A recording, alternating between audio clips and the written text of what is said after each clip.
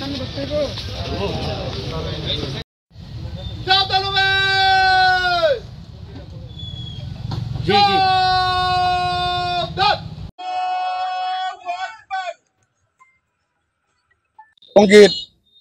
Chemical দুর্ঘটনায় আমাদের ভাই, আমাদের সহযোদ্ধা নুরুল হুদা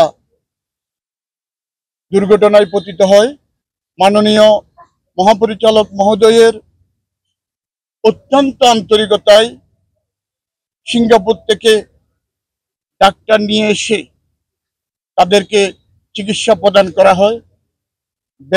বাঁচিয়ে রাখার আপ্রাণ চেষ্টা ছিল, কিন্তু নুরুল হুদাকে আমরা রাখতে পারি নাই।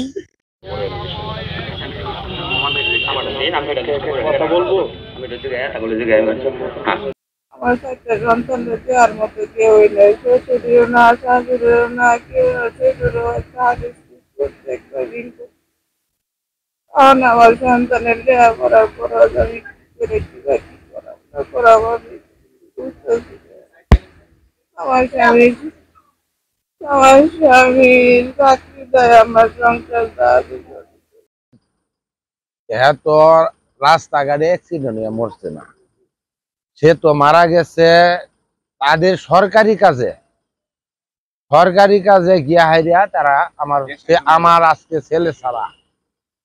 আর এরপরও এরা কেমিক্যাল কইছে না ঘরের ভিতর, কইছে যে এই কেমিক্যাল নাই, এইটা বলাতেই ভিতরে সুই দেয়া যখন দেখছে, দেহার সাথে সাথেই ব্রাশ করে গেছে, আর কিচ্ছু দেখে নাই।